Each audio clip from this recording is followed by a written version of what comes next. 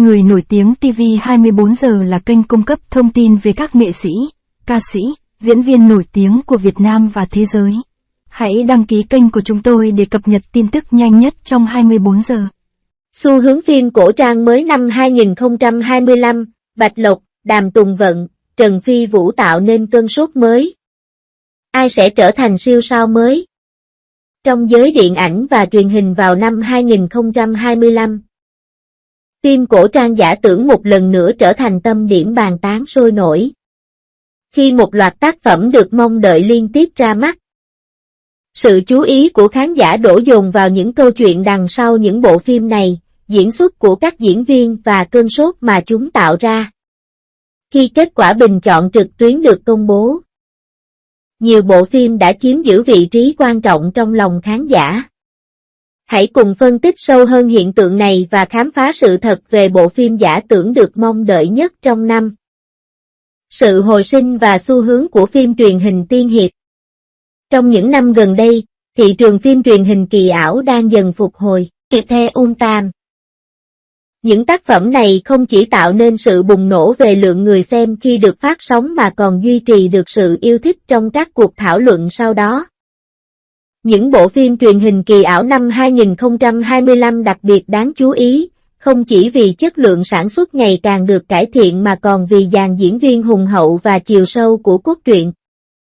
Nhiều khán giả mong chờ những bộ phim truyền hình mới này, không chỉ vì tình yêu dành cho thể loại kỳ ảo, mà còn vì họ hy vọng được chứng kiến thế hệ diễn viên mới tìm được vị trí của mình trong khuôn khổ truyền thống này. Kỳ vọng từ 10 đánh giá trực tuyến hàng đầu.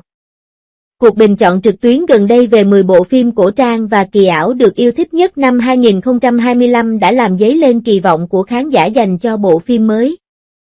Trong đó, Bạch Nguyệt Phạm Tinh có sự tham gia của Bạch Lộc xếp thứ 6, Tiên Đài có cây có sự tham gia.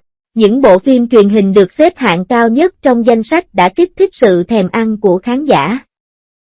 Các bộ phim truyền hình trong danh sách đại diện cho xu hướng phổ biến hiện tại trong phim viễn tưởng và phim truyền hình, chẳng hạn như Into the Cloud, với sự tham gia của Hầu Minh Hạo và Lục Vũ Tiêu. Bộ phim này đã gây ra cuộc thảo luận rộng rãi trong khán giả thông qua quảng cáo ban đầu tốt và một đội ngũ đạo diễn mạnh mẽ. Cốt truyện của vở kịch xoay quanh giữa tình yêu và phiêu lưu, tạo nên sự phát triển cốt truyện hấp dẫn. Khám phá sâu sắc về nhân vật và cảm xúc. Trong phim giả tưởng hiện đại, việc xây dựng nhân vật không chỉ dừng lại ở ngoại hình và kỹ năng mà còn tập trung vào việc miêu tả cảm xúc và thể hiện các mối quan hệ phức tạp. Lấy Into the Cloud làm ví dụ. Thiết kế nhân vật nữ chính Minh Y rất ấn tượng. Cô là một vị thần chiến tranh ra thuốc giải, cô cải trang thành một vũ công tinh tế. Sự thay đổi vai diễn này không chỉ khiến cốt truyện đầy căng thẳng mà còn mang lại sự cộng hưởng cảm xúc cho khán giả. Mối quan hệ giữa Minh Nghi và kẻ đầu độc kỷ bác tái không chỉ là cuộc đấu tranh tình cảm giữa yêu và hận, mà còn là câu chuyện về hai con người cùng nhau lớn lên trong nghịch cảnh. Mối quan hệ phức tạp giữa các nhân vật và mối liên kết cảm xúc này chính xác là điều mà khán giả hiện đại mong muốn. Và đó cũng là lý do tại sao Into the Blue Cloud nổi bật giữa nhiều bộ phim truyền hình khác. Sự kết hợp giữa thời trang và xu hướng. Ngoài cốt truyện và nhân vật, phim cổ tích còn phản ánh mối liên hệ với thời trang thông qua thiết kế trang phục. Các thương hiệu và nhà thiết kế lớn đã dần bắt đầu chú ý đến lĩnh vực này và hỗ trợ nhiều nguồn lực hơn cho đoàn làm phim, khiến mọi dáng vẻ của diễn viên trên màn ảnh đều tràn ngập thời trang. Phạm Tinh được khán giả khen ngợi rất nhiều. Trang phục lộng lẫy mà Bạch Lộc mặc giống như một giấc mơ, kết hợp yếu tố cổ tích với thiết kế hiện đại, thu hút sự chú ý của nhiều khán giả trẻ. Sự bùng nổ của phương tiện truyền thông xã hội và sự tham gia của khán giả. Ngày nay, mạng xã hội đã trở thành nền tảng chính để khán giả thảo luận và tương tác. Trên các nền tảng mạng xã hội như Weibo và TikTok, các chủ đề về những bộ phim truyền hình tiên hiệp này liên tục trở thành xu hướng. Đồng thời, đoàn làm phim cũng tích cực tương tác với người hâm mộ, chia sẻ những điểm nhấn trong quá trình quay phim. Diễn giải nhân vật và thậm chí là thách thức người hâm mộ, điều này đã làm tăng sự phổ biến của bộ phim. Cảm giác tham gia. Những hành động có vẻ vô tình này thực chất lại vô hình làm tăng thêm sự chú ý của khán giả. Hai diễn viên chính Đàm Tùng Vận và Hầu Minh Hạo đã chia sẻ kinh nghiệm quay phim với người hâm mộ thông qua một loạt video tương tác thú vị, giúp bộ phim thu hút sự chú ý hơn. Hình thức quảng bá mới này giúp rút ngắn đáng kể khoảng cách giữa bộ phim và khán giả, khiến nhiều người muốn xem phim hơn. Quan điểm khác nhau của các nhà phê bình phim và khán giả. Trên nhiều nền tảng khác nhau, nhiều nhà phê bình phim và khán giả cũng đã đưa ra ý kiến và đề xuất về các tác phẩm sắp ra mắt.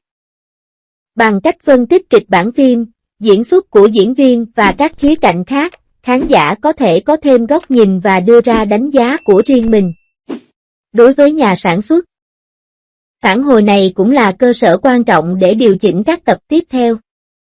Ví dụ, những người trong ngành chỉ ra rằng mặc dù Offering Fic kể một câu chuyện mới lạ, một số bối cảnh cốt truyện vẫn cần được tối ưu hóa hơn nữa để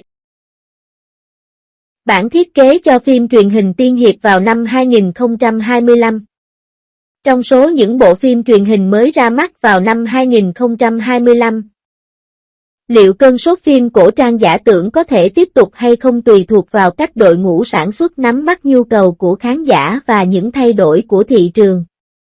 Với sự phát triển của công nghệ, các bộ phim truyền hình kỳ ảo trong tương lai có thể đạt được những đột phá hơn nữa về trải nghiệm hình ảnh và mang đến trải nghiệm mới mẻ cho khán giả. Đồng thời, việc đưa thêm nhiều yếu tố hiện đại vào truyện cổ tích truyền thống để cốt truyện hấp dẫn hơn đã trở thành hướng đi mà ngành công nghiệp này cần khẩn trương khai thác. Đồng thời, sự cạnh tranh giữa các nền tảng lớn cũng sẽ thúc đẩy chất lượng sản xuất liên tục được cải thiện và cuối cùng mang đến cho khán giả những thế giới cổ tích hấp dẫn hơn. Dù là tác phẩm chuyển thể kinh điển, truyền hình kỳ ảo năm 2025 chắc chắn sẽ mang đến nhiều bất ngờ và thú vị hơn. Tôi mong chờ sự ra mắt của những bộ phim truyền hình ăn khách này và hy vọng chúng có thể tỏa sáng theo cách riêng của mình và trở thành những tác phẩm kinh điển mới. Trong thời đại của sự thay đổi và cơ hội này, phim truyền hình giả tưởng sẽ tiếp tục phát triển, thích ứng với đối tượng khán giả mới và viết nên những huyền thoại mới.